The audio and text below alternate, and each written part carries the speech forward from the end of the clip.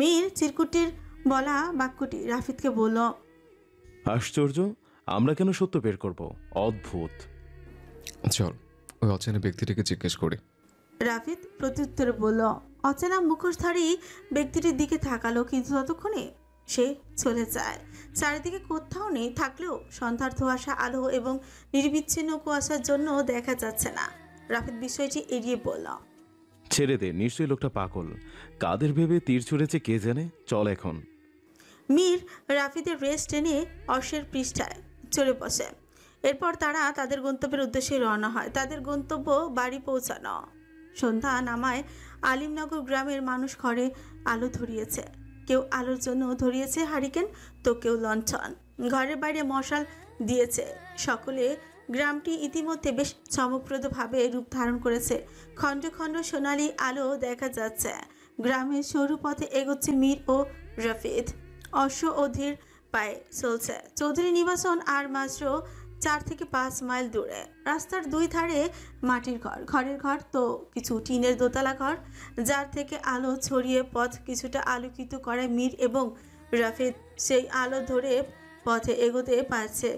নীরব পথে চলতে চলতে হঠাৎই করে তাদের কানে নূপুরের শব্দ ভেসে আসে। মীর অশ্বের লাগাম টেনে দাঁড়িয়ে যায়। শব্দ লক্ষ্য করে সেদিকে তাকালো। বাদিকে বেশ কয়েক হাত দূরে একটা ছোট্ট কুঠুরি থেকে শব্দটা আসছে। রাফিদ মীরের অভিব্যক্তি দেখে বলল, হয়তো মেয়েরা নাচ করছে। চল গিয়ে দেখি। মীর বলে অশ্ব থেকে নেমে দাঁড়ায়। রাফিদ বলে, আলিমনগর মেয়েদের অনেক সম্মান দেওয়া হয়, এভাবে ওদের নাচ দেখতে যাওয়াটা অন্যায় হবে। ধুর, চল তো। থাইল্যান্ডে তো কখনো এরকম সুরও শুনিনি, আর নাচ তো বিলাসিতা। বলে মীর নূপুরের শব্দ ধরে যেতে থাকে সেই দিকে। রাফিদও বাধ্য হয়ে মীরের পেছন পেছন গেল। একটি টিনের দোতলার পাশে ছোট্ট কুঠুরি। ছোট্ট কুঠুরিটা ভেতরে মৃদু আলো, মোমবাতির দপদপে শিখায়, দেয়ালে নাচছে যেন ছায়ারা। বাতাসে কস্তুরীর গন্ধ আর নূপুরের ঝংকারে মিষ্টি সুর ভেসে আসছে চারিদিক থেকে। 4 জন মেয়ে নাচছে একই সুরে। হাতে রেশমের ওড়না, চোখে ঝিলিক, ঠোঁটে মিষ্টি হাসে। সেই ভিড়ের মধ্যে এক চন্দ্রমুখী মেয়ের দিকে নজর পড়ে মীরের।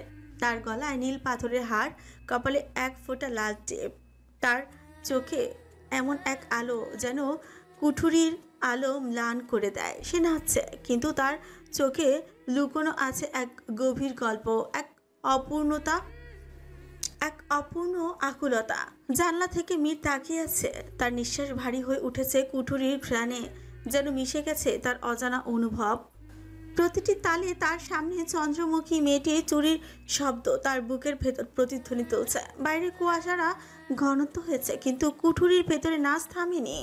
সেখানে শুধু চোখের ভাষায় চলছে এক অদেখা সংলাপ। মীরের পেছনে দাঁড়িয়ে আছে রাফিদ। রাফিদ মীরকে লক্ষ্য করে বলল, আমাদের গ্রামের স্কুলের মাস্টারের মেয়ে। জীবনে একবার ওর দিকে তাকিয়ে মুচকি হেসে দিয়েছিলাম। দুর্ভাগ্যবশত সেটা বাবা দেখে ফেলে, আর সেদিন বলেছিল আমাদের গ্রামের মেয়েদের দিকে যেন কখনো চোখ তুলে না দেখি। ভারী সুন্দর নাচনেওয়ালি। যাই হোক, এখন চল। মীর এবং রাফিদ পেছনে ঘুরে যেতে তাদের সামনে কিছু লোক পড়ে। 3 জন বয়স্ক মধ্যবয়স্ক লোক। তখন তাদের মাঝে উপস্থিত হয় আব্দুল মোতালেব হোসেন। তিনি রাফিদ এবং মীরকে দেখে কিছুটা আকস্মিক হকচকিয়ে গেল। তারা নিজেদের মধ্যে চাওয়াচাই করলো। মীর এবং রাফিদও। এরপর আব্দুল মোতালেব মীর এবং রাফিদের উদ্দেশ্যে বলল, তোমরা তো জমিদার বাড়ির ছেলে, তা এত রাতে এখানে কি ব্যাপার? কিছু হয়েছে? ও রাফিদ তখন মীরকে ফিসফিস করে বলল, নাচনেওয়ালির বাবা। আসলে মীর আসলে বলতে রাফিদ তার কথা মাঝপথে থামিয়ে দিয়ে নিজেই বলল, আসলে চাচা, ও হচ্ছে মীর। থাইল্যান্ডে থাকে, গ্রামে নতুন। আশপাশটা ঘুরিয়ে দেখাচ্ছিলাম, হঠাৎ তখন আপনাদের কুঠির থেকে নূপুরের শব্দ শুনতে পায়। তখন ও জিজ্ঞেস করলো এটা কোত্থেকে আসছে। আমি ওকে মুখে জবাব দেওয়ার পরেও স্বচক্ষে দেখতে আসলো। আচ্ছা আচ্ছা আচ্ছা আচ্ছা চাচা, আসি। বলে মীর ও রাফিদ চলে যায়। সেই বিকেল থেকে শালুক এবং জয়ন্তন সহ বাড়ির সকলে অপেক্ষা করছে রাফিদ এবং মীরের জন্য। তখন শালুক অনেকবার বারণ করেছেন, আলিমনগর এর উত্তরে যাস না, দিনকাল ভালো নয়, কখন কি হয়ে যায় বলা যায় না। কিন্তু তারা দুজনেই বরাবরই অবাধ্য ছেলে, কখনো নিজেদের শখের বিরুদ্ধে যায়নি। শালুক বারবার গড়ির দিকে দেখছে। সময় বাড়ছে, কিন্তু তাদের যেন আসার নামগন্ধ নেই। ঠিক তখনই অশ্বের হেস্যধ্বনি ভেসে আসে ঘরের বাইরে থেকে। জয়ন্তন বলল, ওরা হয়তো চইলা আইছে। এরপর রাফিদ ও মীর ঘরের ভেতর উপস্থিত হয়। দেখলো সবাই তাদের অপেক্ষায় বসে আছে। রাফিদ আগ বাড়িয়ে শালুকের সম্মুখে গিয়েই বলল, যা বকার ওকে বকো, আমার কোনো দোষ নেই। বলেই উপরে চলে যায়। শালুক মীরকে লক্ষ্য করেই বলল, সেই কখন থেকে অপেক্ষা করছি, আর তোদের আসার সময় হলো এখন। কতটা চিন্তা হচ্ছিল আমার। ছোট মা, এখন আর আমরা ছোট্ট নই। এত চিন্তা করো না তুমি। তুমি আমাদের খাবার দাও, আমি হাত মুখ দিয়ে আসছি। বলে হাস্যচল মুখে উপরে নিজের ঘরে চলে যায়। আজকের রাতটা অপূর্ব সুন্দর। আকাশ জোড়া নীলের উপর ছড়িয়ে আছে হাজারো তারার নরম ঝিলিক। রাতটা যেন এক নিঃশব্দ অভিমানী প্রেমিক। দূর থেকে তাকিয়ে আছে পৃথিবীর দিকে। তার আলো ছুঁয়ে যাচ্ছে গাছের পাতা আর নিস্তব্ধ পথের ধুলো। দূরের বাস ছাড়ে হালকা বাতাসের শব্দ, কখনো ঝিঝি পোকার টানা ডাক। চারপাশে এমন এক নীরবতা, যেন সময়ও থেমে গেছে এই মুহূর্তে। ফুলের ঘ্রাণ মিশে আছে বাতাসে। নিশি, জুই, রাজরানীর মিষ্টি সুবাসে মন ভরে যায়। এমন একটি রাত এক একজন এক একভাবে উপভোগ করছে। কেউ এক কোণে নদীর ধারে দাঁড়িয়ে নদীর স্রোতে উপভোগ করছে। নদীর স্রোতে যেন সে হারিয়ে গেছে কল্পনার জগতে। আবার কোথাও কোনো এক জানালার এক টুকরো আলো ঝলমলে উপভোগ করছে কেউ। কে জানে, হয়তো কারো চোখে ঘুম আসেনি এত রাতেও। রাতটা শুধু সুন্দর নয়, রহস্যময়। যেন তার নীরবতার ভেতরে লুকিয়ে আছে কোনো গল্প, কোনো অজানা প্রতীক্ষা। রাতটি একান্তেই উপভোগ করছে মীর। ছাদের এক কোণে বসে সে। রাফিদ এতক্ষণ এখানেই ছিল। এরপর কজন অনুসারী এসে তাকে ডেকে নিয়ে যায় গুরুত্বপূর্ণ দরকার বলে। মীরের পরনে সাদা রঙের পাঞ্জাবি, সাদা পাজামা, তার উপর শীত ঠেকাতে কালো রঙের শাল জড়ানো। ডান হাতে সিগারেট। মীর উপলব্ধি করলো তার পেছনে কেউ দাঁড়িয়ে আছে। মীর সিগারেটের ধোঁয়া ছেড়ে পড়ল, পেছনে কেন দাঁড়িয়ে? সামনে এসো। মায়া বেশ উৎসুকুস হয়ে মীরের সামনে এলো। এরপর বেতের চেয়ারের উপর বসে পড়ল। আপনি আমার দিকে না দেখে কিভাবে বুঝলেন আমি আপনার পেছনে দাঁড়িয়েছিলাম? মীর অ্যাশট্রেতে সিগারেট নিভিয়ে বলল, তোমার উপস্থিতি তো খুব ছোট্টবেলা থেকে টের পেয়ে আসছে, আর এখন পাবো না। আজ কোথায় গিয়েছিলেন? আলিমনগর গ্রামটি শেষবার মতো ঘুরে দেখছিলাম। মায়ের কাছে বাক্যটি অস্বাভাবিক মনে হলো। শেষবারের মতো মানে? মানে হলো কিছুদিন পর তো চলেই যাব, তারপর কবে না কবে আসা হবে ঠিক নাই। এখানে থেকে গেলেই তো পারেন। মা আপনাকে খুব স্নেহ করেন, আপনি চলে গেলে সে কষ্ট পাবে। আর তুমি? মীর চোখ টান করে প্রশ্ন করলো মায়াকে। মায়া ভ্রুকুঞ্চিত করল। আমি মানে আমি বললেই কি আপনি এখানে থেকে যাবেন নাকি? আজীব।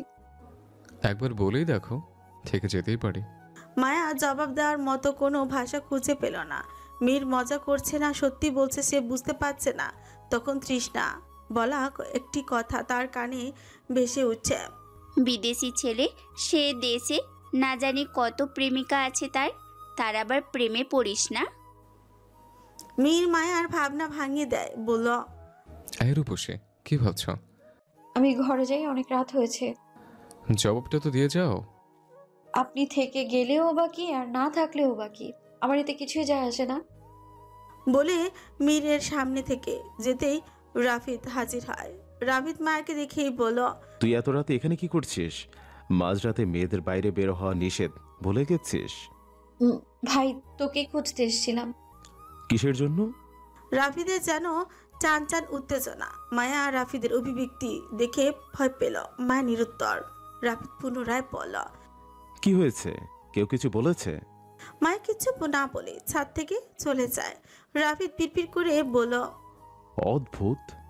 রাফিদ বসে পড়ে মীরের সামনে, একটা সিগারেট হাতে নেয়। সিগারেট ধরিয়ে বলল, মায়া হঠাৎ এমন আচরণ করলো? ও কিছু নয়, আমি একটু কোমল আচরণের সাথে ঠাট্টা করছিলাম।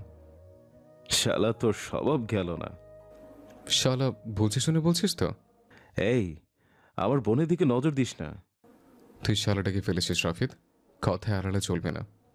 বলেই দুজনে হাসিতে তলিয়ে যায়।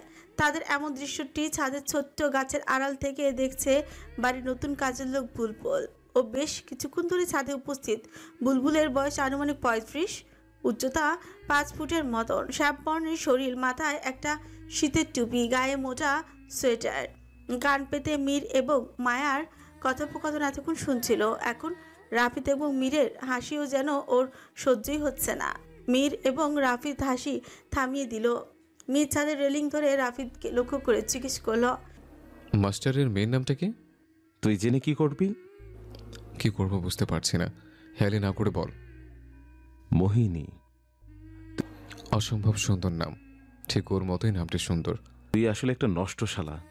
বুলবুল সব কথা শুনে ফেলে তাদের। এরপর মনে মনে বলল, তখন মায়া আপামনির সাথে প্রেমালাপ করছিল, আর এখন আবার আরেক মোহিনী। তুই বড় চালাক মীর, তুই গাছেরও খাবি তলারও কুড়াবি। না, এটা তো হতে দেওয়া যাবে না, আমাকে এর পদক্ষেপ নিতে হবে। রাত বাড়লে সবাই ঘুমিয়ে পড়ে, কিন্তু চোখে ঘুম নেই মায়ার। মায়া ও তৃষ্ণার ঘরে একটা দোলনা আছে। দোলনাতে মায়া বসে ধীর স্থিরভাবে দোল খাচ্ছে, দুপা উঠিয়ে বসা দোলনায়। দোলনায় চলার শব্দ পেলে তৃষ্ণা জেগে উঠে ঘুম থেকে। ঘরের আলো নেভানো, জানালা থেকে চাঁদের আলো এসে ঘরটি আলোকিত করছে। তৃষ্ণা চোখ কষলে তাকালো, মায়ের পাশে নেই। এরপর সে শোয়া থেকে উঠে বসে, দেখে মায়া না ঘুমিয়ে দোলনায় চেপে বসে আছে। খুবই উদ্বিগ্ন দেখাচ্ছে মায়াকে। তৃষ্ণা শান্তভাবে মায়াকে জিজ্ঞেস করল, তুই এখনো ঘুমোসনি কেন? রাত অনেক হলো। মায়া দোল খাচ্ছে তো খাচ্ছেই, তার চোখও পলকে। তৃষ্ণা বিছানা থেকে নেমে মায়ের কাছে গিয়ে তার গায়ে হাত দিয়ে বলল, কি হয়েছে তোর? মায়া তখন তৃষ্ণার কথা যেন শুনতে পেল। কিছু না, ঘুম আসছে না, তুই যা ঘুমা, আমায় বিরক্ত করিস না। কি ভাবছিস? আমায় বল, ভালো লাগবে। মায়া জবাব দিল না। দোলনা থেকে উঠে জানলা পাশে দাঁড়ায়। তৃষ্ণার তার পেছন পেছন গেল, আবার প্রশ্ন করলো, মীরের কথা ভাবছিস? মায়া ঘুরে তাকালো তৃষ্ণার দিকে, এরপর দৃষ্টি সরিয়ে বাইরে নেয়। খোলা প্রকৃতির দিকে তাকিয়ে বলল, একটু একটু ভাবছি, কিন্তু আমার ভাবনার মূল কারণ হলো অচেনা বাঁশির সুর। সেদিন কে বাঁশি বাজাচ্ছিল? মীরের ভাবাটা বোকামি। এই অদৃশ্য বাঁশিওয়ালার কথা ভাবাটা আরো বড় বোকামি। তুই আজকের পর আর কখনো ভৌতিক গল্প উপন্যাস কিছুই পড়বি না। এগুলো পড়েই তোর মাথা খারাপ হয়ে গেছে। বলার শেষে তৃষ্ণা পুনরায় বিছানায় শুয়ে পড়ে। মায়ার ভালো লাগছে না কিছু। বাড়িটা আজকে খুব নিস্তব্ধ এবং শুনশান মনে হচ্ছে। তার মনে হচ্ছে অচেনা কেউ বাড়িতে উপস্থিত। সে এও জানে আদৌ তার ভাবনা সঠিক কিনা এর প্রমাণ নেই, কিন্তু তার মনে হচ্ছে এটা কোনো অসুখ নয়। তো মায়া জল খাওয়ার জন্য বিছানার পাশে রাখা জগের গেল, কিন্তু জগ খালি। খুব জল তেষ্টাও পেয়েছে, কি করবে ভেবে তৃষ্ণাকে একবার ডাকলো। তৃষ্ণা, জগে জল নেই, আমার খুব জল তৃষ্ণা পেয়েছে, আমার সাথে চল, রান্নাঘর থেকে নিয়ে আসি। তৃষ্ণা কম্বল মুড়িতে আষ্টে পৃষ্ঠে জড়িয়ে বলল, তুই যা, আমি পারবো না, বাচ্চামি করিস না। তৃষ্ণা কম্বল আষ্টে পৃষ্ঠে জড়িয়ে বলল। মায়া বাধ্য হয়ে ঘরের বাইরে বের হয়। এরপর একবার চারিদিকে দেখলো, চারিদিকে খণ্ডিত আলো, এত রাতে কেউ জেগে নেই। মায়া ধীরে স্থির পায়ে হাঁটতে লাগলো। সেই মুহূর্তে মায়ের কানে বাঁশির সুর ভেসে আসে।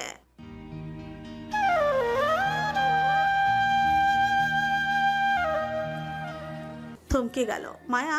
ক্ষুদ্র জানালা থেকে সুর যেদিক থেকে আসছে সেদিকে তাকালো। ঠিক কিছুটা দূর থেকে সুরটি ভেসে আসছে, সেই অচেনা সুরটি। কিন্তু এত রাতে কে বাজাচ্ছে বাঁশি? নাকি এবারও ভুল শুনছে মায়া? এক অপ্রীতিকর পরিস্থিতিতে পড়ল মায়া। নিজের ভাবনাকে ভুল প্রমাণ করে দ্রুত হেঁটে রান্নাঘরের দিকে চলে যায়। রান্নাঘর থেকে জগে জল ভরলো, তখন চোখ পড়ে বৈঠকখানার দিকে। মীর কোথাও যাচ্ছে। মার সন্দেহ হলো। সে দ্রুত মীরের পেছন পেছন হাজির হয়। মীর সদর দরজা খুলতে মায়ার উৎকণ্ঠা ভেসে আসে পেছন থেকে। সে ঘুরে দেখলো মায়া।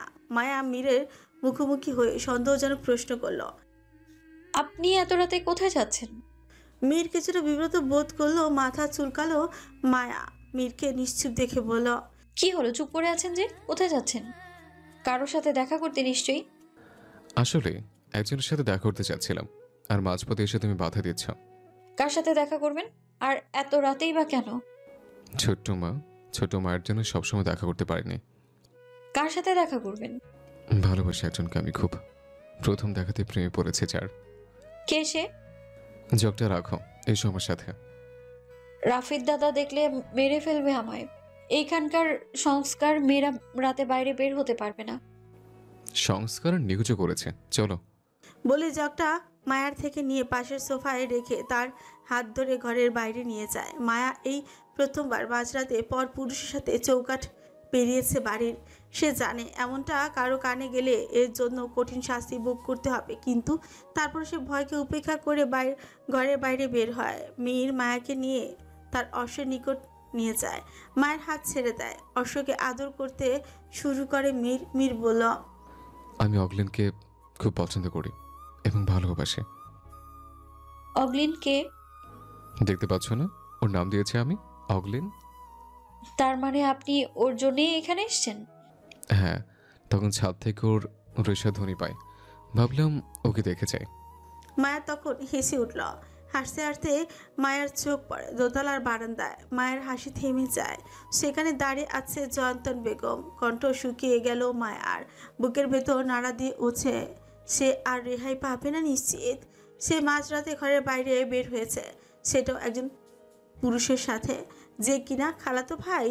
সংস্কার অনুযায়ী বিয়ের আগে নিজের বাবা, ভাই এবং রক্তের সম্পর্ক ব্যতীত অন্য কোনো পুরুষের সাথে বাড়ির মেয়েরা মিশতে পারবে না। মায়া নিশ্চিত এর জন্য তাকে শাস্তি পেতে হবে, কিন্তু মীর, সে তো নির্দোষ। মায়ের জন্য মীর শাস্তি পাবে? মায়া ভয় আধমরা হয়ে গেল। মীর দেখলো মায়া চুপচাপ। কিছু হয়েছে তোমার? না, চলুন ঘরে যাই, কেউ দেখলে সমস্যা হবে। কারা দেখবে? অনুচরটা তো দেখছে, তাতে দেখে কিছু যায় আসে না। মায়া মীরের সাথে কথা না বাড়িয়ে দৌড়ে ঘরে চলে গেল। আজ সোমবার। আমজাদ চৌধুরী এবং থমাস সন বাড়িতে ফিরছেন সকালেই। মাঝরাত সারা ট্রেনে ছিল, ফিরেছে ভোর 6টার দিকে। বুলবুল সংবাদ পেয়ে একজন ড্রাইভারকে পাঠিয়েছিল গাড়ি নিয়ে তাদের নিতে। এখন বেলা 11টা। সকাল 6টা থেকে 10টা অবধি দুজনেই একটু ঘুমিয়ে নিয়েছে। আমজাদ এবং থমাস সন পাশাপাশি বসা, তাদের সামনে শালুক, জয়ন্তন এবং শাহানারা বসা। মানুষ কর্মজীবন থেকে বিদায় নিলে অবসরে থাকতে হয়। আমজাদ দীর্ঘ সময় থাইল্যান্ডে ব্যবসা করেছে, এরপর দেশে ফিরেছে। আজ 2 বছর হয়, কিন্তু তিনি এখন গ্রামে সবার দেখভালে ব্যস্ত। গ্রামের জমিদার তিনি, তার একটা দায়িত্ব আছে। গ্রামকে তার সঠিকভাবে নিয়ন্ত্রণ করতে হয়, যেমনি করে সরকার তার দেশের জন্য। এই বলে যেন আমজাদ আর অবসর পেল না। ব্যবসা থেকে মানুষ মূলত অবসর নেয় না, কিন্তু বিদেশে ব্যবসাগুলো তাকে ফিরতে হয়। গ্রামের কৃষকদের কৃষিকাজের জন্য অনুপ্রাণিত করেছে আমজাদ। গরিব মধ্যবিত্ত পরিবার যেন না খেয়ে থাকে, সেই প্রচেষ্টা আগেও তিনি করেছেন, এখনও করছেন। আজ সকালে ফিরে সবাইকে অবাক করে দিয়ে আমজাদ ও থমাস। তাদের আসার কথা ছিল 2 দিন পরে, কিন্তু কাজ শেষ হওয়াতে চলে আসে। আমজাদ ছোট্টবেলার কথা তুলল। মজার ঘটনাগুলো তার রেশ টেনে জয়ন্তন ও তার ছোট্টবেলার কথা বলতে বলতে হাসিতে তুলিয়ে গেল। তখন রাফিদ এসে সোফায় বসে, তার মুখটা খুব গম্ভীর। সবাইকে হাসতে দেখে রাফিদ বলল, এত হাসছো কেন সকালে? তুই হাসতে মানা করেছিস, জানিস হাসলে অনেক উপকার হয়। হিউম্যান সিস্টেম শক্তিশালী করে হাসলে। শরীরে হিউম্যান কোষ ও অ্যান্টিবডির কার্যক্ষমতা বাড়ে, ফলে অসুখ বিসুখ কম হয়। হৃৎপিণ্ড সুস্থ রাখেন। হাসলে রক্ত সঞ্চালন ভালো হয়, রক্তচাপ নিয়ন্ত্রণ থাকে এবং স্ট্রেস কমায়। শুনেছি মীর এসেছে, ও কোথায়? ও ঘুমোচ্ছে বোধ হয়। আমজাদ, আমি এসেছি অনেক দিন। আমাদের এখন চলে যাওয়া উচিত। একটা নির্দিষ্ট সময় দেখে গোছগাছ করে চলে যেতে হবে। শালুক একটু উতলা হয়ে প্রশ্ন করলো থমাসকে, মীরকেও নিয়ে যাবেন? ওকে আর কই রেখে যাব? যত বড় হোক আমার সন্তান আমার কাছে এখনো বাচ্চাটি। ওকে রেখে তো আমি থাকতে পারবো না। মীর চলে যাবে, মীরকে নিয়ে যাবে, কথাটি মোটেও ভালো লাগেনি শালুকের। রাফিদের ও ভালো লাগছে না। তার চলার পথে একজন সঙ্গী হয়েছিল, সে বন্ধু বলে ডেকেছে, এখন সে চলে যাবে। রাফিদ উদ্ভ্রান্ত হয়ে যায়। ও বেশ হন্তদন্ত হয়ে নিজের ঘরে চলে যায়। আমজাদ শালুকের দিকে তাকালো। শালুক মীরকে নিজের গর্ভের সন্তানের মতোই ভালোবাসে। শালুক চায় মীর এখানেই থেকে যাক, কিন্তু থমাসের অধিকার বেশি নিজের সন্তানের প্রতি। আমজাদ শালুককে সান্ত্বনা দেওয়ার জন্য বলল, তুমি মন খারাপ কেন করছো? মীর কি এখনই চলে যাচ্ছে? আরও কিছুদিন পরে যাবে। বেলা বাড়ছে। মায়া সকাল থেকে এই ঘরের মধ্যে বসে আছে। সে ইতিমধ্যে খবর পেয়েছে আমজাদ বাড়ি ফিরেছে। হয়তো জয়ন্তন গতকাল রাতের ঘটনা বলে দিয়েছে আমজাদকে। আমজাদ হয়তো ওত পেতে আছে তাকে প্রশ্নবিদ্ধ করার জন্য, শাস্তি দেওয়ার জন্য। তাকে শাস্তি দিবে, তাতে তার আক্ষেপ নেই, কিন্তু তার জন্য মীর শাস্তি পাবে এটি মায়া যেন মানতে পারছে না। তখনই মায়ের ঘরে শেফালি উপস্থিত হয়। এ কি মেম সাহেব, আপনি ঘাপটি মাইরা বসে আছেন কেন?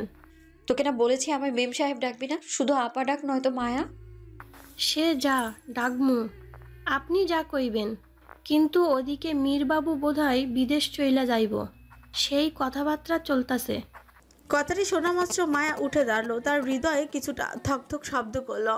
এরপর বিছানা থেকে ওড়নাটা টেনে নিয়ে এলোমেলো চুলেই বৈঠকখানায় চলে যায়। সেখানে উপস্থিত রাফিদ, মীর, জয়ন্তন, আমজাদ এবং থমাস। রাফিদ মীরকে ঘুম থেকে ডেকে নিয়ে এসেছে। এতক্ষণ বেশ আড্ডা জমিয়েছিল তারা। মায়াকে দেখে আমজাদ কাছে ডেকে নেয়। মায়ার ভালো মন্দ জিজ্ঞেস করে আমজাদ। মায়া কিছু না বলে আমজাদের কাঁধে মাথা রাখে। তখন জয়ন্তন আমজাদকে লক্ষ্য করে নির্বিকার কণ্ঠে বলল, আমি বলি কি বাপ, মায়া ওহন বড় হয়েছে, বিয়ার উপযুক্ত হয়েছে, ওরে যত তাড়াতাড়ি সম্ভব বিয়া দেওয়ানোর ব্যবস্থা করো। তখন থমাস জয়ন্তনের রেস্ট টেনে বলল, তা হলো আরও ভালো হবে, আমরা মায়ার বিয়েটা দেখেই যেতে পারবো। কি বলিস মেয়ের? এটা দারুণ সংবাদ, আমি এটাই চাই। মেয়েদের বিয়ে হয়ে গেলে ঝামেলা মুক্ত। আমাকে ভাবতে হবে বিয়ের ব্যাপার স্যাপারে। তো এত ভাবন লাগবো না, যা করবি তাড়াতাড়ি। বলে জয়ন্তন পান মুখে দিল। মায়া কোনো জবাব দিল না। সে বিয়ের জন্য প্রস্তুত, কিন্তু জয়ন্তন গতকাল রাতের ঘটনা কাউকে বলেনি। এটাও মায়ের কাছে অস্বাভাবিক মনে হচ্ছে। সেই ঘটনা ঘিরেই জয়ন্তন বিয়ের কথা বলেছে সে নিশ্চিত, কিন্তু গতকালের ঘটনা জেনে সকলে চুপ থাকার কথা নয়। তাদের আলাপ আলোচনার মাঝেই তিনজন অনুচারী উপস্থিত হয়। এসে আমজাদ চৌধুরীকে লক্ষ্য করে বলল, সর্দার, দুজন লোক আসছে, আপনার খোঁজ করছে। কারা? শহর থেকে আসছে, কারা জানি না। এরপর আমজাদ সহ বাকিরা ঘরের বাইরে বের হয়। রান্নাঘর থেকে শালুক এবং শাহানারা সবাই ঘরে বাইরে উপস্থিত হয়। তাদের সামনে একটি মার্সিডিজ গাড়ি থেকে দুজন লোক নেমে আসে। একজন বয়স 30 থেকে 33-এর মধ্যে, লম্বাটে দেহবিন্যাস, মাঝারি কায়দা, সুশৃঙ্খল শরীর, অদ্ভুত আকর্ষণীয় ভঙ্গি, উজ্জ্বল ত্বক, তীক্ষ্ণ চোখ যা মুহূর্তেই মানুষকে পর্যবেক্ষণ করতে পারে, সরু ও ধারালো নাক, হালকা দাড়ি যা তাকে বেশি গম্ভীর ও অভিজাত দেখায়, মাথায় একটি ফেডোরা পরা, চোখের রং বাদামি, ফিটিং হালকা ধূসর, সাদা শার্টের উপর কালো গাঢ় নেকটাই দিয়ে, তার উপর হালকা চারকোল গ্রে ব্লেজার, সাথে ফিটেড ট্রাউজার, সাধারণত ডার্ক কালার, পায়ে কালো চামড়ার ক্লাসিক লো হিল বুট। তার সাথে জন ওনার সহকারী, দেখে বোঝা যাচ্ছে আমজাদ সহ সবাই তার দিকে এগিয়ে গেল। আমজাদ আগ বাড়িয়ে জিজ্ঞেস করল, আপনি কে? যুবকটি আমজাদের দিকে তাকিয়ে হাত বাড়িয়ে দিল। আমি ডিটেকটিভ আহির মির্জা। গত 4 দিন আগে পশ্চিমপাড়ায় একজন লোককে ঘর থেকে ডেকে নিয়ে মেরে ফেলেছে একদল লোক। আমি সেই খুনের তদন্ত করতে এসেছি। খুনের কথাটা শুনে আমজাদ বিস্মিত হয়ে গেল। দৃষ্টি এদিক সেদিক করলো। তখন তার ম্যানেজার উপস্থিত হয়। সে আমজাদের গা ঘেঁষে বলল, ঘটনাটি আমি আগেই জানতে পেরেছি, কিন্তু আপনি গ্রামের বাইরে থাকায় জানাইনি। আমজাদ আহিরকে লক্ষ্য করে সম্মানের সাথেই বলল, আপনি ভিতরে চলুন। আহিরের সহ সকলে ভেতরে গেল। রাফিদ এবং মীর দুজনেই ঘরের সামনে দাঁড়িয়ে আছে। ওরা নিজেদের মধ্যে চোখে চোখে কথা বলল। বিষয়টি আহির লক্ষ্য করে। এরপর রাফিদ এবং মীর দুজনেই ঘরের ভিতরে প্রবেশ করে। গত 3 দিনে আগে ডিটেকটিভ আহির মির্জার কাছে সংবাদ পৌঁছে আলিমনগর একটি অনাকাঙ্ক্ষিত খুন হয়েছে। সে তখন থেকেই হতচকিত হয়ে আছে। এরপর মনস্থির করে সে আলিমনগর যাবে। আলিমনগর এসে পৌঁছেছে সেই সকাল থেকে এখন পর্যন্ত শুধু একে ওকে জিজ্ঞেস করেছে। তখন এক বয়স্ক লোক সংবাদ দেয় যে খুন হয়েছে তিনি আমজাদ চৌধুরীর একটি কারখানায় কাজ করে। আলিমনগর তাঁতের শাড়ি তৈরি করা একটি কারখানা আছে, সেখানে প্রায় 100 জন শ্রমিক কাজ করেন। মহিলারাও আছে বেশ কজন, যাদের দায়িত্ব নেয়ার মতো কেউ নেই, না বাপ, না স্বামী, না ছেলে সন্তান। সেই সূত্রে ধরে আহির মির্জা তদন্ত করার জন্য জমিদার বাড়িতে উপস্থিত হয়। বৈঠকখানায় বসে আছে পুরুষেরা। আমজাদের ম্যানেজার আবুল কালাম, তার সাথে মীর এবং রাফিদ। সোফার অপর প্রান্তে আহির মির্জা, পেছনে তার সহকারী দাঁড়ানো। বুলবুল এসে চা রাখলো মাঝের টেবিলে। আহির তখন মাথা থেকে ফেডোরা খুলে ফেলল। এরপর শান্ত মস্তিষ্কে আমজাদ চৌধুরীর দিকে তাকিয়ে বলল, মিস্টার চৌধুরী, শ্রমিক মিলন আপনার কারখানায় কতদিন যাবৎ কাজ করছিল? এই প্রায় 6 বছর।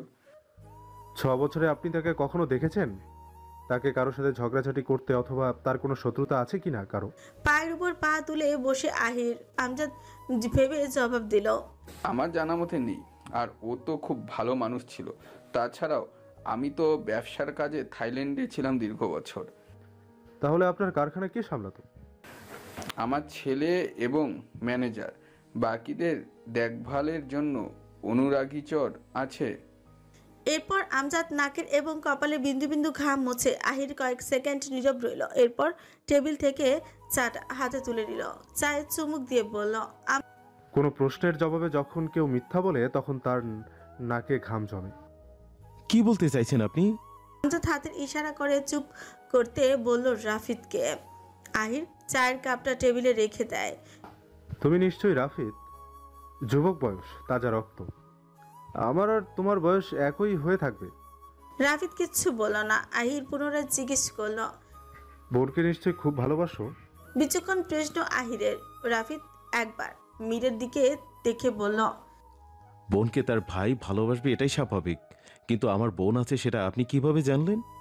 আহির এবার হেসে উঠল সশব্দে। তার হাসি দেখে সবাই স্তম্ভিত হলো। জয়ন্তন দোতলার রেলিং ধরে দাঁড়িয়ে আছে, সে শুনেছে তাদের কথোপকথন।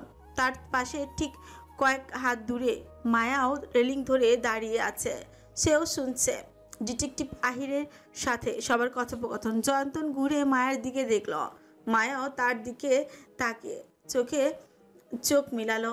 আহির হাসি থামায়। হাসলেন কেন? আমি এখানে এসেছি তদন্ত করার জন্য, কিন্তু তার মানে এই নয় যে আমি কিছু জানি না। আপনাদের সমস্ত তথ্য আমার কাছে আছে। থেমে গেল আহির। ততক্ষণে সকলে একে অপরের সাথে চয় করলো। আহির এবার বলল, পূর্ব জমিদার বংশের অনেক ঘটনা শুনেছি, তা থেকে বুঝতে পারলাম জমিদার বংশের অনেক সংস্কারের বাইরে গেলে এর পরিণতি ভালো হয় না। যাকে সেসব দিয়ে আমি কি করব? আচ্ছা রাফিদ, তোমার কি মনে হয় কে বা কারা শ্রমিক মিলনকে হত্যা করেছে? তা আমি কিভাবে জানবো? আর কারা এরকম করতে পারে আমার তো ধারণার বাইরে, বলা মুশকিল। মুশকিল প্রশ্ন, দূর এবং জবাব মেলাতেই তো আমি এসেছি। আপনার তদন্ত করতে কতদিন সময় লাগবে? যতদিন না সত্যটা উন্মোচন করতে না পারবো।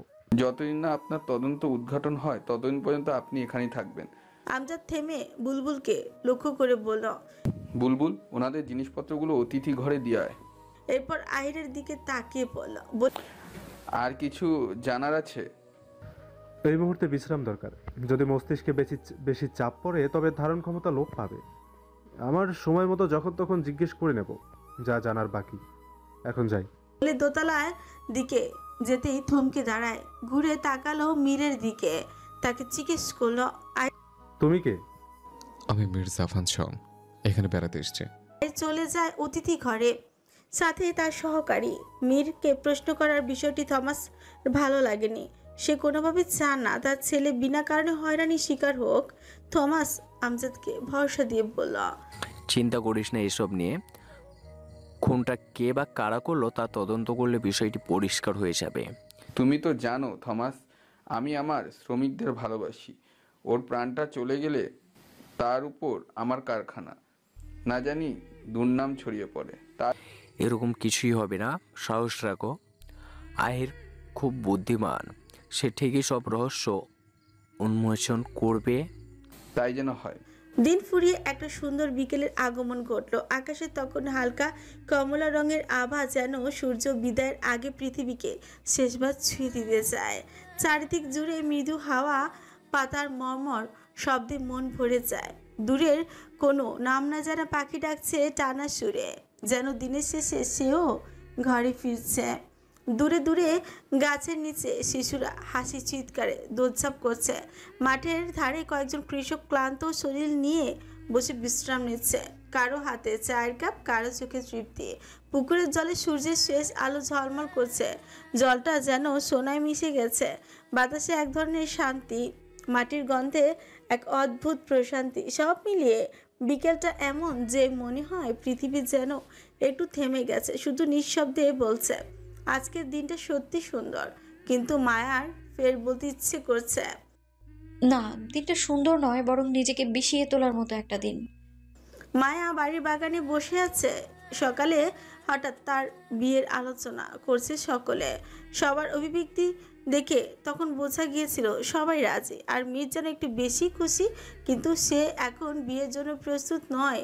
তার থেকেও বড় বিষয়, সে মীরকে ভালোবেসে ফেলেছে, কিন্তু এটা কাউকে বলতে পারছে না। মীর বোধহয় তাকে ভালোবাসে না, সেটাও মায়া বুঝতে পারছে। সে বড্ড বিষণ্ণ হলো।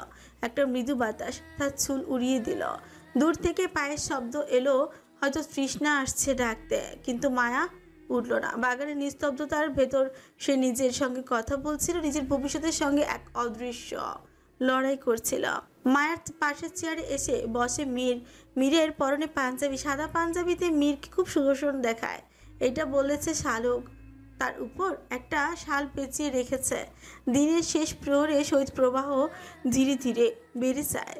মায়া মিষ্টি রঙের একটা থ্রি পিস পরেছে, গলায় পেঁচানো ওড়না, সুতি কাপড়ের থ্রি পিস, কোনো শীতের পোশাক নেই পরনে। মীর তখন নিজের গায়ে শালটা খুলে মায়ের পেছন থেকে জড়িয়ে দেয়। মায়া আকস্মিক অবাক হলেও তো এতক্ষণ তার পাশে মীর ছিল, সে খেয়াল করেনি। মায়া মুখ ফিরিয়ে নিল।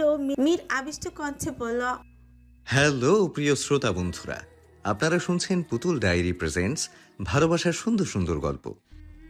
আমাদের কাজকে আরো সুন্দর করার জন্য আপনাদের উৎসাহ প্রয়োজন। আপনাদের উৎসাহ আমাদের অনুপ্রেরণা। ধন্যবাদ। বিয়ের গণে রাগ করে আছে দেখছি। বিয়ের গণকে সবসময় হাসি খুশি থাকতে হয়। আমার বিয়ে নিয়ে আপনার ভাবতে হবে না। তা কি করে হয়? আমার তোমার বিয়ে নিয়ে অনেক শখ আছে। গ্রামের বিয়ে কখনো সচক্ষে দেখেনি, কিন্তু এখন আমি ঘনিষ্ঠ আত্মীয়র বিয়ে দেখব, অনেক আনন্দ হবে। কি বলো তুমি? সত্যি খুব আনন্দ হবে। মীর মায়ের চোখের দিকে তাকায়, তার চোখে জল। মীর কিঞ্চিত অবাক হলে বলল, তুমি কাঁদছো কেন? তুমি কি বিয়েতে রাজি না? আর আমরা তো তোমার বিয়ে এখনই দিচ্ছি না। তোমার পছন্দের কেউ থাকলে বলতে পারো। বলো, আছে কি? মীরের এরূপ প্রশ্নে মায়া নিশ্চিত হলো মীরের মনে তার কোনো স্থান নেই। তৃষ্ণা ঠিকই বলেছে, বিদেশি ছেলে ফিরে আবার বিদেশেই চলে যাবে। হয়তো এর মনেও কোনো না কোনো বিদেশিনীর বসবাস। মায়া দৃষ্টি সরিয়ে ফেলল, বলো, অবশ্যই আমি বিয়েতে খুশি। বাবা যে ছেলে পছন্দ করবে আমি তাকেই বিয়ে করব। বলেই বাগান থেকে ঘরের ভেতরে চলে যায়। মীর মায়ার যাওয়ার পানি দেখেই বলো, মেয়েদের আর কিছু থাকবে না থাক, রাগ থাকবে।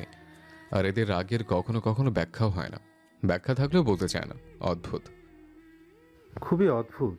মীরের কাছে উপস্থিত হয় আহির। মীর তাকালো আহিরের দিকে। আহির গাঢ় খয়েরি রঙের শার্ট পরা, সাথে অ্যাশ রঙের প্যান্ট। সে পুনরায় পায়চারি করতে করতেই বলল, দুনিয়াটা বড়ই বিচিত্রময়। আমরা মানুষকে চিনতে পারি না, কখনো তাকে চিনেও না চেনার ভান করি। কখনো প্রিয় মানুষের চোখের সামনে আমাদের ভালোবাসা পাওয়ার জন্য ছটফট করে, কিন্তু আমরা তাকে মূল্যায়ন করি না। আর যখন সে মানুষটা আমাদের থেকে অনেক দূরে চলে যায়, তখন আমরা আর্ত চিৎকার করি, কিন্তু মানুষটি আর ফিরে আসে না। এসব আমাকে শোনাচ্ছেন কেন? তুই আমাকে তুই বলেই সম্বোধন কর, আমরা তো পাশাপাশি বয়সে।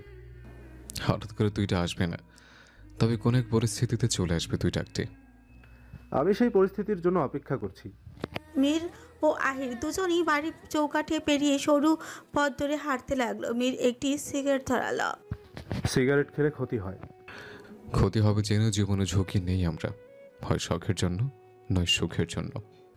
শেষমেশ শখও পূর্ণ হয় না, সুখেরও দেখা মেলে না, কিন্তু হৃদয় দিব্যি পুড়ে যায়।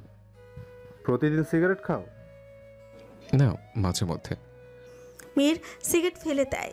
আহিরের দিকে তাকে নীরব বিভ্রান্তি নিয়ে বলল, আপনি সত্যিই ডিটেকটিভ তো? তুমি সত্যিকারের ডিটেকটিভ নও তো মীর?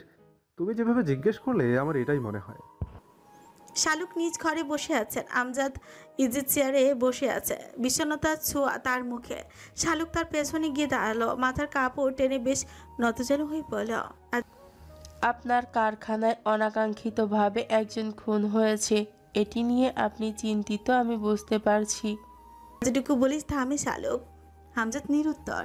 শালুক আমজাদের সম্মুখীন হয়ে পুনরায় বলল, শুনেছি সকালে মায়ার মা বিয়ের কথা বলছিল, আপনি এখনই ওর বিয়ে দিতে চাচ্ছেন?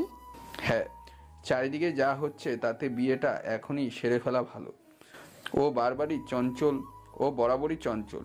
সুপাত্রের হাতে তুলে দিলে, দূরে পাঠিয়ে দিলে একটু শান্তি পাবো, এইভাবে যে কোনো হয় রানী আতঙ্কে ওকে আর ছুতে পারবে না। কিন্তু বাড়িতে যে গোয়েন্দা আছে। গোয়েন্দার কাজ করবে?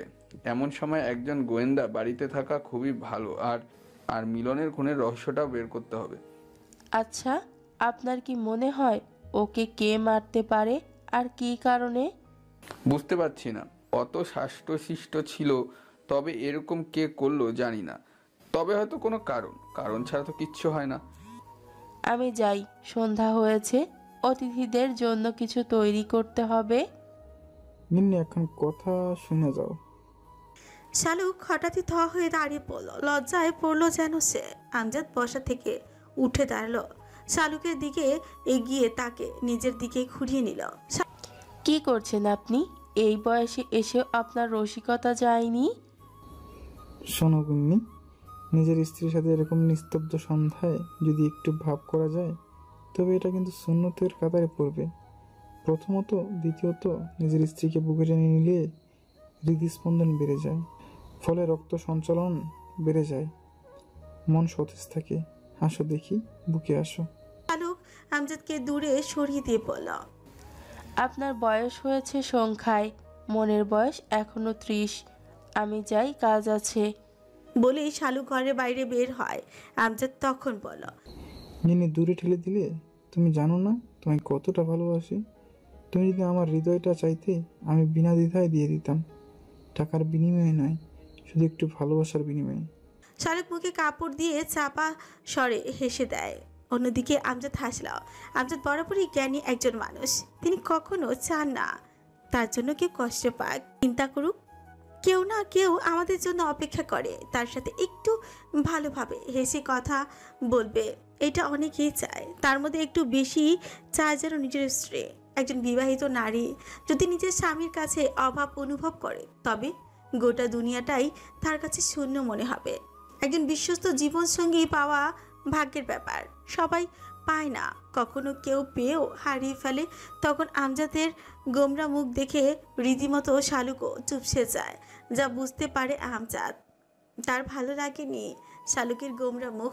তাই সে নিজের স্ত্রী, নিজের সন্তানের জননীর মুখে একটু হাসি ফোটানোর চেষ্টা করলো। কোনো স্বামী যদি ঘুম থেকে উঠে নিজের স্ত্রীর কপালে চুমু খেয়ে বলে, আজকে সারা দিনটা আমার ভালো কাটবে, কেননা ঘুম থেকে উঠেই যে সর্বপ্রথম তোমার মুখ দেখেছি।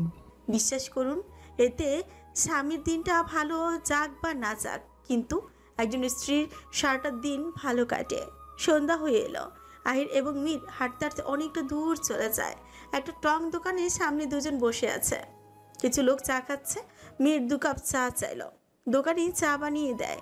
2 কাপ রং চা। আহির চায়ে চুমুক দিল। মীর বলল, আপনি বিয়ে করেছেন? না। কেন? ভালোবাসিনি কখনো কাউকে। তাহলে পারিবারিকভাবে বিয়েটা করে নেন। বিয়ে না করলে তো জীবনটা অসম্পূর্ণ থেকে যাবে। এত টাকা পয়সা খ্যাতি দিয়ে কি হবে? আহির হাসে, তার হাসিতে লুকিয়ে রহস্য। মনের মতো মেয়ে পেলে ভেবে দেখব। এই গ্রামে অনেক মেয়ে আছে, কাউকে পছন্দ হলে বলবেন, আমি ঘটক পাঠাবো। বলার শেষে দুজনেই হাসে। চা শেষ করলো। মীর দোকানিকে টাকা পরিশোধ করলো, এরপর বাড়ির উদ্দেশ্যে রওনা হয়। মীর তাড়া দিল, দ্রুত যেতে হবে, একটা বাহন হলে ভালো হয়। কোথায় যাবে? আমি আর রাফিদ একটু বের হব, দরকারি কাছে। আপনাকে পরে বলবো। এরপর একটি ঘোড়া গাড়ির চোখে পড়ে। জমিদার বাড়ির রাস্তার দিকেই যাচ্ছে।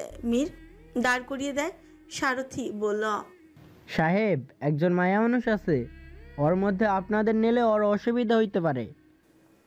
মীর জানে এখানে মেয়েদের অনেক মূল্যায়ন করা হয়। মেয়েটির অসম্মান হলে তার দায় আমজাদ চৌধুরীকেই নিতে হবে। মীর সারথিকে যেতে বলতে চাইল, কিন্তু আহির আটকে বলল, তারা আছে, যেতে হবে, ওর কোনো অসুবিধা হবে না।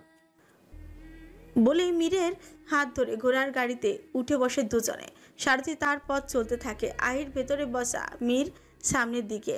একটি হারিকেন জ্বলছে। আহির দৃষ্টি সংযত রাখলো কিছুক্ষণ। এরপর হঠাৎ করেই তার সামনে বসা মেয়েটির দিকে দৃষ্টি পড়ে। হারিকেনের আলোয় সোনালি নাক এবং ঠোঁট দেখা যাচ্ছে ওর। মাথায় ওড়না টেনে মেয়েটি নাক অবধি ঝুলছে ওড়নার খণ্ড, হাতে ঔষধ জাতীয় কিছু। এখানকার সাধারণ মেয়েরা এভাবেই চলাফেরা করে। মেয়েটি সুকুঞ্চিত হয়ে হাত পা এক করে রাখলো। তা দেখে আহির বলল, ভয় পাবেন না, আপনার কোনো ক্ষতি আমরা করব না। জমিদার বাড়ির সামনে পৌঁছে যায় তারা। মীর এবং আহির নেমে দাঁড়ায়। আহির সারথিকে পাওয়া বুঝিয়ে দেয়, সেই সাথে জিজ্ঞেস করল, মেয়েটিকে কোথায় নামাবে? সামনে 2টা মোড়ের পরেই। আচ্ছা, সাবধানে নিয়ে যাও। ওর পাওনাও কিন্তু তোমাকে দিয়েছি, মেয়ে মানুষ, ওর সাথে আবার কোনো কথা বলো না। সারথি চলে যায়। আহির দেখলো মেয়েটি মাথা উঁচু করে ওনার আড়াল থেকে তাদের দিকে তাকিয়েছে। মীরের ঘরটা হাট করে খোলা। মায়া এসে একবার উকি দিয়ে দেখেছে মীর নেই। তখনই দেখে মীর আসছে তার ঘরের দিকে। মায়া সরে যায়। মীর তার ঘরে প্রবেশ করে, দরজাটা লাগিয়ে দেয়। মায়া জানলা ফাঁক দিয়ে দেখলো মীর কিছু লিখছে, বেশ মনোযোগ দিয়ে। লেখাটা শেষ করে নিজে একবার পড়লো, সাথে একরাশ নিঃশব্দ হাসি, নিশ্চয় চিরকুট। মায়ার কাছে তখন শেফালি উপস্থিত হয়। মায়া ইশারায় শেফালিকে চুপ থাকতে বলে। মীর চিরকুটটি পাঞ্জাবির পকেটে রাখলো। এরপর ঘর থেকে বের হয়। রাফিদের ঘরের দিকে হাঁটা লাগালো। মায়া ও শেফালি আড়লে লুকিয়ে পড়ে। এরপর দুজনে কৌশলে মীরকে অনুসরণ করে। মীর রাফিদের ঘরে চলে গেল। রাফিদ ঘরে বসে কিছু কাগজপত্র নিয়ে খাটাখাটি করছে। মীর তার ঘরে প্রবেশ করে দরজাটা পুরোপুরি লাগায়নি, হাট করেই খোলা। মায়া সাহস করে রাফিদের ঘরে ঢুকতে পারল না। কিন্তু মীর কি লিখেছে এটা যে তার জানতে হবে, কিন্তু কিভাবে? মায়ার মাথায় তখন চট করে বুদ্ধি আসলো। শেফালিকে মায়া বলল, তুই ভাইয়ার ঘরে যা, ঘর মোছার কথা বলে ঘর মুছতে শুরু করবি, আর তারা কি বলে শুনবি। যদি ভাইয়াই বুঝতে পাইরা আপনারে কিছু কয়, বলে শুনবি। বলে মায়া শেফালিকে ধাক্কা দিয়ে রাফিদের ঘরে পাঠিয়ে দেয়। রাফিদ এবং মীরের মাঝে হঠাৎ শেফালি উপস্থিত হয়। তারা কিছুটা স্তম্ভিত হয়। রাফিদ কিছু বলার আগে শেফালি হাসতে হাসতে বলল, দাদা বাবু, ছোট্ট মালকিন কইছে আপনার ঘরে নাকি ময়লা পড়ছে, তাই আমারে মুছতে পাঠাইছে। বলা শেষে নিচে বসে নিজের ওড়না দিয়ে ঘর মোছা শুরু করে। রাফিদ কিছু বলতে চাইলে বীর পাথা দিয়ে বলল, বারান্দায় চল, আমি মোহিনীর জন্য একটা চিঠি লিখেছি, চল দিয়ে আসে। কিন্তু রাফিদ নাকচ করলো। মীর তখন বেশ জোরাজোরি করলো রাফিদকে। এরপর রাফিদ মোহিনীদের বাড়ির উদ্দেশ্যে যেতে রাজি হয়। ব্যর্থ শেফালি তারা কথা বলার জন্য বারান্দায় গেলে শেফালি ঠিক করে কিছু শুনতেও পায়নি কি বলেছে তারা, শুধু দেখেছে মীর রাফিদকে জোরাজোরি করছে। এরপর রাফিদও মীরের ঘর থেকে বেরিয়ে যায়। শেফালি মায়ের কাছে উপস্থিত হয়। মায়া বেশ উদ্বিগ্ন হয়ে বলল, কি বলেছে তারা? আমি যাওয়াতে ওনারা বারান্দায় গেছে কথা কইতে, আমি ঠিকমতো কিছুই শুনি নাই। তবে এইটা বুঝতে পারছি ওই মীরবাবু রাফিদ বাবুরে অনেক জোরাজোরি করছে। চল আজ ওদের পিছু নেব, দেখবো ওরা কোথায় যায়। কিন্তু বাড়ির কেউ যদি টের পায়? কেউ কিছু বুঝতে পারবে না, চল। ঘরের বাইরে গাড়ি রাখা। আজ আর অর্শ নিয়ে তারা বের হয়নি, গাড়ি নিয়ে বের হয়। মীর ড্রাইভিং সিটে, রাফিদ পাশে। তারা বাড়ির চৌকাঠ পেরিয়ে চলে যায়। তাদের পিছু নেয় মায়া ও শেফালি। তারা অর্শ নিয়ে বের হয়। শেফালি প্রথমবার অর্শের পিঠে চেপেছে, খুব ভয় পেয়েছে, কিন্তু মায়া খুব জোর করল। এরপর তারাও চলে যায় বাড়ির চৌকাঠ পেরিয়ে। বিষয়টি লক্ষ্য করে আহির মির্জা বাড়ির সামনে বসা ছিল। সে সিগারেট টানছিল।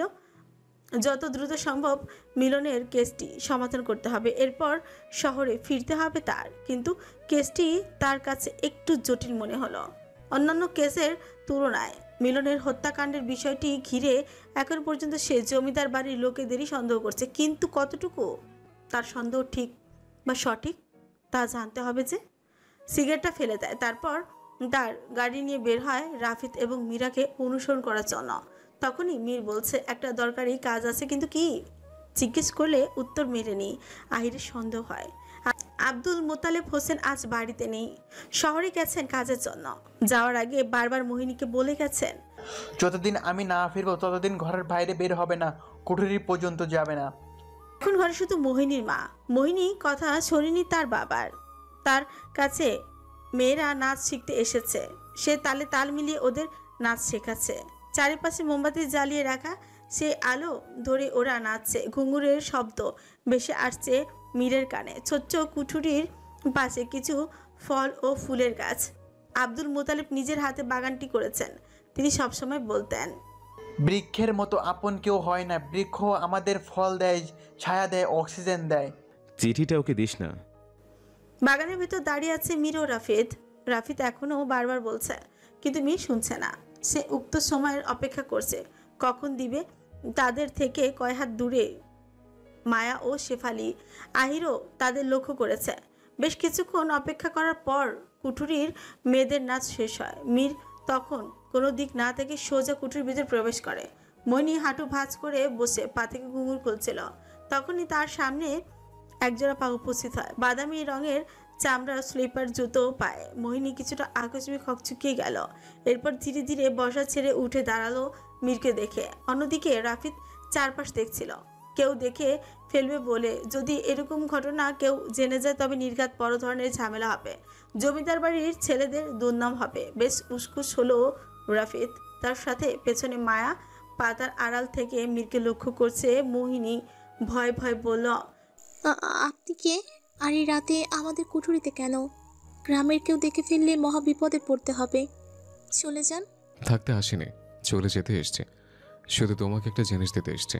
বলে পাঞ্জাবির পকেট থেকে চিঠিটা মোহিনীর দিকে এগিয়ে দিয়ে বলল, আমি জবাবের অপেক্ষা করব। তুমি ভেবে চিন্তে তোমার মতামত জানিও। আজ রাতটাই তোমার সময়। যদি তোমার উত্তর সহনীয় হয় তবে আগামীকাল সন্ধ্যায় দিঘির পাড়ে এসো। মোহিনী একবার ঠোক গেল, সতর্কতার সাথে এইদিক ওদিক তাকালো। এরপর চিঠিটা হাতে নিল। মীর মৃদু হেসে চলে যায়।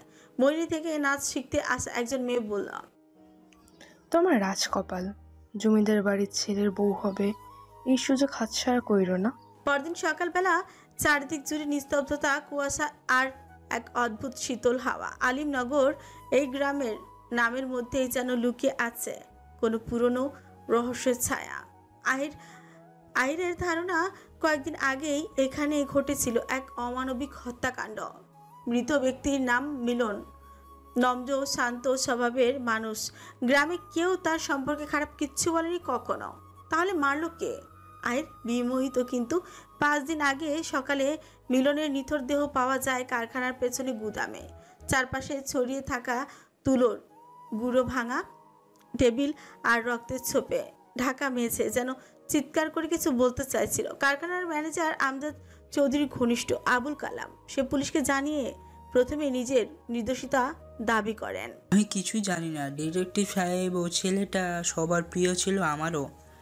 আবুল কালাম প্রথম দিনই আহির মির্জার সাথে কথা বলে। আমজাদ চৌধুরী শুধু শান্ত থেকে জবাব দিয়েছিল গতকাল, কিন্তু ডিটেকটিভ আহির মির্জা জানে যখন কেউ অতিরিক্ত শান্তভাবে কথা বলে তখন তার ভেতরে লুকিয়ে থাকে কিছু না কিছু।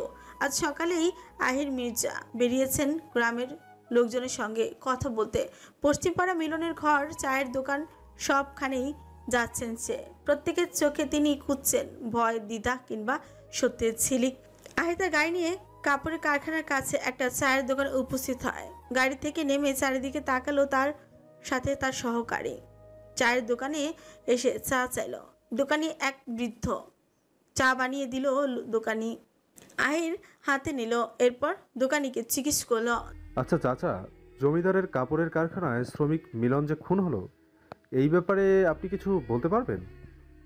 বাবু, মিলন ভালো মানুষ ছিল, কিন্তু শেষ কদিন কই যাইতো কেডা জানে, চুপচাপ ছিল, যেন কাইন্ডা কিছু ভাবতো আর কইতো। চাচা, যদি ময়রা টইরা যাই তবে দাবি রাখো না, আগেই যেন মৃত্যুর সংবাদ পাইছিল। দোকানি দুঃখ প্রকাশ করে আহির মেজাজ চুপ করে থাকলো। তার চোখ স্থির, দূরে কোথাও যেন তিনি একটা সূত্র দেখতে পাচ্ছে। সম্ভবত এই গ্রামের নিস্তব্ধতার ভেতরে লুকিয়ে আছে সেই উত্তর। কে বা কারা চেয়েছিল মিলনের খুন? কি কারণ হতে পারে? ও আগেই কেন মৃত্যুর কথা বলছে? আহিরের ভাবনার ভাঙানোর জন্য তার সহকারী বলল, স্যার, গতকাল রাতে আপনি মীর রশিদকে সন্দেহ করে তাদের পিছু নিয়েছিলেন, কিছু পেয়েছিলেন? আহির চায়ের কাপ রেখেই বলল, মেইলি কেস, ওসব নিয়ে ভাবার সময় নেই। সূর্য ওঠেনি, কুয়াশায় ঘেরা চারপাশ। গতকাল রাতে গুরুত্বপূর্ণ কাজ করছিল যেন মেয়ের চিঠি সঠিক জায়গায় পৌঁছানোর কাজ। রাতে সময় মতো ঘুমাতে পারেনি, এখন বেঘরে ঘুমাচ্ছে। রাফিদ সকাল সকাল উঠে আমজাদ এবং থমাসের সাথে মিলনদের বাড়ি গিয়েছে। মীরকে ডেকেছিল, যায়নি। তখন তাকে ডাকতে হাজির হয় বুলবুল। বুলবুল পরপর কয়েকবার ডাকার পর মীরের ঘুম ভাঙে। জ্বালাচ্ছিস কেন? যা এখান থেকে। আপনি পরে ঘুমান। ওইদিকের ঘটনা ঘটে গেছে, ওইদিকে অঘটন ঘটে গেছে। বলতে মীর লাফিয়ে উঠে বসল। কি হয়েছে? তখনই বুলবুল হেসে মীরের পা টেপা শুরু করলো এবং বলল, এটা না বললে তো আপনি ঘুম থেকে উঠতেন না। তুই আমার পেছনে কেন পড়ে আছিস? আমি আপনার পিছনে পড়ে নাই তো। আমায় মালকিন বলেছে সবার খেয়াল রাখতে, তাই খেয়াল রাখছি। আরে মদন, খেয়াল রাখতে বলছে, কাউকে লুকিয়ে লুকিয়ে অনুসরণ করতে বলেনি। বুলবুল মুখটা অন্ধকার করে ফেললো। ও মীরকে অনুসরণ করেছে, লুকিয়ে কথা শুনেছে, তা মীর জেনে গেল কিভাবে? মীর একটা সিগারেট ধরিয়ে ফুকে, আচ্ছা, তোর মায়া আপমনি কি ঘুম থেকে উঠেছে? সংবাদটা দিমু, তার আগে আমার একটা জিনিস চাই। কি চাই তোর আবার? টাকা। তুই টাকা দিয়ে কি করবে? মানুষের কতই তো শখ থাকে। আমার শখ আমি শহরে ঘুরতে যাবো, তাই টাকা জমাই। মীর মানিব্যাগ থেকে টাকা বের করতে করতে বলল, আচ্ছা, দরকার বললেই হয়। গতকাল রাত থেকে মায়া আপামনির শরীরে জ্বর। কি বলছিস? আমি আগে বলবি না কেন? আগে বললে আপনি জ্বর বুঝি আসতে দিতেন না? বুলবুলের বোকার মতো কথা শুনে মীর বিড়বিড় করে বলল, কথা একটা। বলে দ্রুত মায়ার ঘরের দিকে ছুটে যায় মীর। মায়া শয্যাশয়ী, গায়ে কম্বল জড়ানো। শেফালি পাশে বসে আছে, শালুক এবং জয়ন্তন পাশে বসা। শালুক তার মাথা জ্বর কমানোর জন্য ঠান্ডা পট্টি দিচ্ছে। পাশের টেবিলে গরম দুধ রাখা। মীর ঘরের ভেতর প্রবেশ করে। মীরকে দেখে শেফালি বসা ছেড়ে উঠে দাঁড়িয়ে যায়। জয়ন্তন ভ্রুকুঞ্চিত করে তাকালো। শালুক মীরকে দেখেই বলল, দেখ, হঠাৎ করে মেয়েটা জ্বর বাঁধিয়েছে। পই পই করে বলেছি ঠান্ডায় বাইরে ঘোরাঘুরি করবি না। কে শোনে কার কথা? ওকে কিছু খাইয়েছ? সেই কখন দুধ এনে রেখেছি, বলে ইচ্ছে করে না খেতে। ছোট মা দাদি তোমাদের ডাকছে নিয়েছে, একজন লোক এসছে। শেফালি, তুই দেখ ওকে খাওয়াতে পারিস কি না। চলুন মা, দেখি কে এসেছে। বলেই শালুক ঘর থেকে চলে যায়, কিন্তু জয়ন্তন গেল না। সে ঘরের বাইরে খাপচি মেরে দাঁড়িয়ে রইল। মীর মায়ের পাশ ঘেঁষে বসে। মায়া অন্যদিকে মুখ ঘুরিয়ে নেয়। মীর বলল, উঠে বসো। আমি উঠতে পারবো না, শরীর ব্যথা। তখন মীর শেফালিকে লক্ষ্য করে বলল, এই, ওকে উঠে বসা। আপনার কথা আমি শুনতে বাধ্য নাকি? কথা কম বলো। তোকে কি বলেছে, কানে যায়নি? শেফালি তখন মায়াকে উঠিয়ে বসা। এরপর মীর দুধের গ্লাসটা মায়ের দিকে এগিয়ে দিল। মায়া নাকচ করলো। মীর শান্তভাবে খেতে বলল। মায়া এবারও মুখ ঘুরিয়ে নেয়। কেন মীরের কথা শুনবে সে? গতকাল মীর মাস্টারের মেয়েকে প্রেমপত্র দিয়েছে, যা মায়া স্বচক্ষে দেখেছে। এরপর আর মীরের সাথে তার কথা বলার ইচ্ছে নেই। মায়া দুধ খেতে চাইলো না বলে মীর জোর করে খাইয়ে দিল। শেফালি তখন বলল, এইভাবে চাইপা ধইরেন না, অসুস্থ আপাই। চুপ ছোকরি। ঘরের বাইরে থেকে এতক্ষণ সমস্ত কিছু দেখলো। এরপর সে স্থান ত্যাগ করে।